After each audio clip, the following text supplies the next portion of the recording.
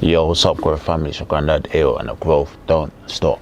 So why you're here today is to learn how to stop social media addiction and how to stop it being so toxic, so you can't fall victim to it no more and it won't affect you no more. Right? Cool. So first thing first, please like, comment and subscribe. And I say this because as toxic as social media can be, it can also be helpful to you.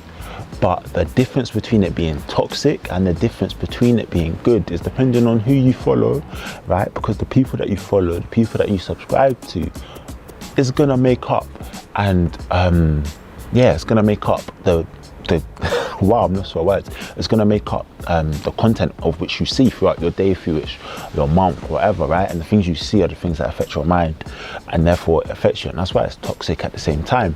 If people aren't posting positive things, people are posting things that are negatively affecting you, then it's gonna negatively affect your mind consciously if you're self-aware, or subconsciously if you're not so self-aware, right?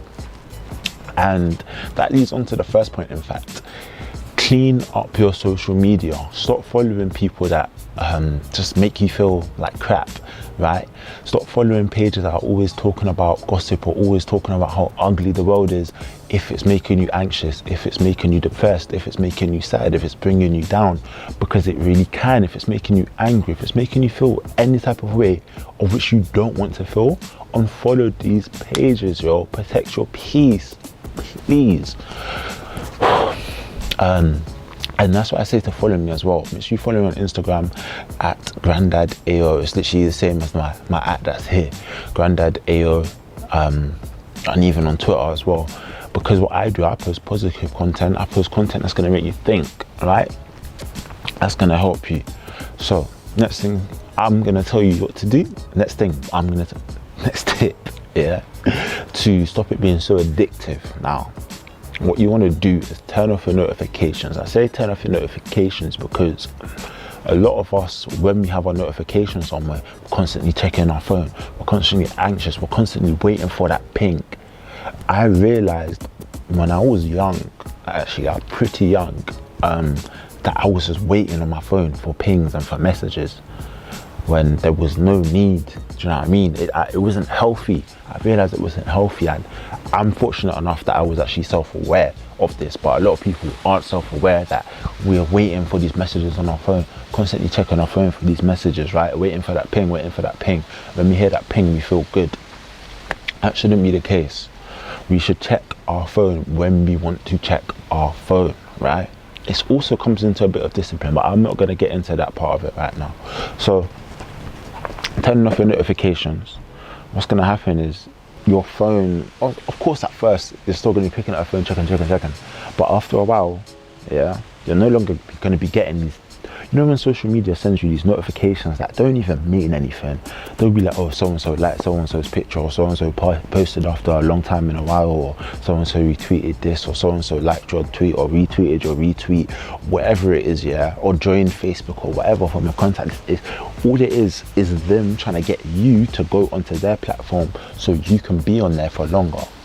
They don't care about your mental health. They don't care if you need a break from social media, right? They don't care about all that. They just want you on their platform. Now, it's going to be tough. It is definitely going to be tough, because you're going to be waiting for that ping. You're going to be waiting for those messages. But that is what I would say is the most important things. That's how you stop social media being toxic, and that is how you break your social media addiction, or prevent your social media addiction, right? Another way in which you can actually break your social media addiction is just by staying busy. And it might sound a bit like, oh, what do you mean stay busy, right? But when I say this, I mean that because a lot of us go on our phones when we're bored, when we have nothing to do, when, you know, or we feel uncomfortable.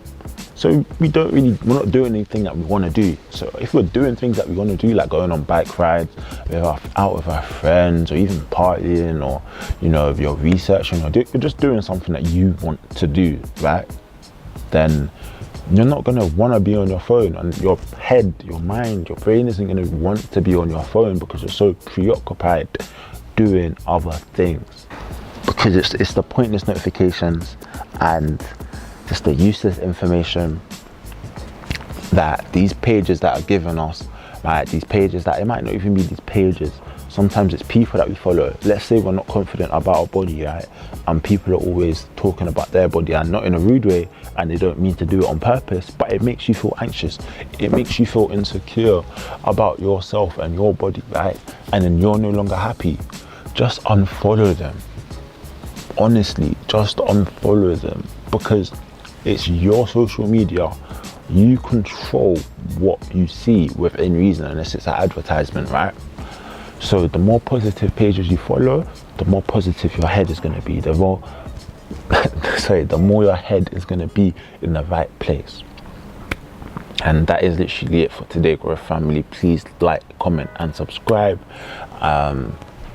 If you wanna if you haven't watched The Social Dilemma documentary, then make sure you watch that video where I summarized it if you want a quick summary.